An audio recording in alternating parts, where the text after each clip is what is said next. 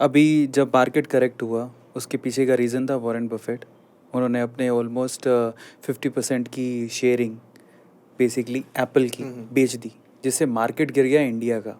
अब आपको क्या लगता है कि अगर ये इस तरह से इम्पैक्ट पड़ता रहा बाहर के लोगों का भारतीय मार्केट में, जिससे नॉर्मल जो ट्रेडर है वो अपना पैसा लूज़ कर रहा है, तो ये कितना सेफ है? सर देखिए, मैं तो ये बोलूँगा कि हमें सेफ तो है, ये तो समझ में आया। अभी मैं कुछ ऐसे एग्जांपल्स आपको बताऊँगा, हमें रोंगटे भी खड़े होंगे और गुस्सा भी आएगा, बहुत सारी चीज़ें। जैसे कि अब एक एग्जांपल जॉर्ज सोरोस का दूंगा। इसने बंदे ने नॉर्वे की सरकार गिरा दी अफवाह फैला करके।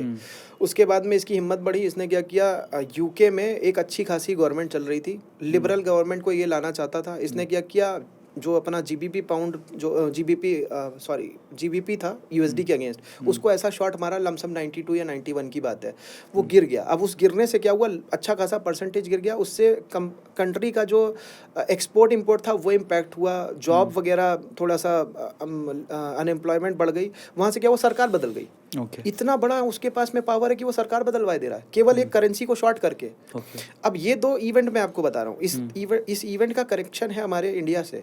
अभी अदानी का आपने देखा होगा, हाइडेनबर्ग रिपोर्ट के बेसिस पे उसका शेयर क्रैश हो गया। वो उसमें प्रॉब्लम भी है कि अदानी का स्टॉक बहुत ज़्यादा ओवर लेवरेज है। ओवर लेवरेज मतलब डेट बहुत ज़्यादा है। तो ऐसी कंडीशन में लोग डर जाते हैं जल्दी और पैनिक जल्दी आता है। लेकिन वहाँ पे क्या हुआ, हाइडेनबर्ग के अंदर एक ऐसी कंपनी का स्टेक है जो कि जॉर्ज सोरस कंट्रोल करते हैं। तो अब पॉइंट क्या है कि उनके इशारे पे काम हो रहा होगा। तो पॉइंट ये हुआ कि इस तरीके के पैनिक यहाँ पे फैला करके अपना स्टॉक खरीद लो, या जो मार्केट बॉटम पे मिल सकती है, या इस तरीके के बड़े बड़े स्टॉक पे अगर पैनिक इस तरीके से फैला दो तो हमें सस्ते में मिल जाए। अब ये इसको एक तरीके से नहीं, कई तरीक़ों से बताता हूँ। अब एक एग्जाम्पल बता रहा हूँ। अभी मैं कल ही मुंबई में था, ऊर्जा समिट था, वहाँ पे देवेंद्र फडणवीस जी आए थे। उन्होंने ये बात बताई कि अंबानी जी के घर के नीचे पिछली सरकार जो थी उसी ने ही बॉम्ब प्लांट करके उनको मतलब धमकी टाइप की दी। और अब ये वो बोल रहे हैं देवेंद्र फडणवीस जी, मतलब ये पूरी कंट्री में अब ऐसा वैसा पर्सन नहीं, वो पहले सीएम रह चुके हैं। उन्होंने ये बात बोली तो इसका मतलब क्या हुआ, अब उद्योगपति वहाँ से हट करके चला गया गुजरात। ठीक है, अब यहाँ से अगर आप सोचो कितना बड़ा इम्पैक्ट हो सकता है कि अगर हमारे देश का उद्योगपति सेफ नहीं है और वो अभी तो मान लो गुजरात जा रहा है, मान लो यूएस या यूरोप पलायन कर जाए, क्या कि नहीं यार मैं इंडिया में काम ही नहीं करूंगा, तो यहाँ की तो मार्केट अनसेफ हो गई, एफडीआई भी पैसा निकलने लग जाएगा और उस जगह पे जहाँ हम जीत रहे थे वहाँ पे हम हारने लग जाएंगे।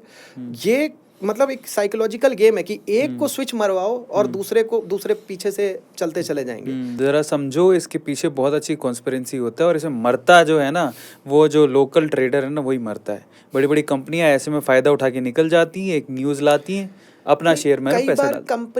कंपनियां कई बार नहीं कर रही होती हैं, ऑपरेटर्स होते हैं वो, उनका अब जैसे हर्षद मेहता की मूवी अगर आपने देखी हो, अब वो एक तरीके से ऑपरेटर ही वाला काम कर रहे थे कि जहां पे आपने स्ट्राइक करवा दी कंपनी में, अब स्ट्राइक करवा दी तो कंपनी का शेयर नीचे गिरने लग गया, आप एक्यूमुलेट कर रहे हो और किसी को पता नहीं आपने करवाई हुई है अंदर से सेटिंग से, और बाद में स्ट्राइक हट गई, उसके बाद में वो भागने लग गई।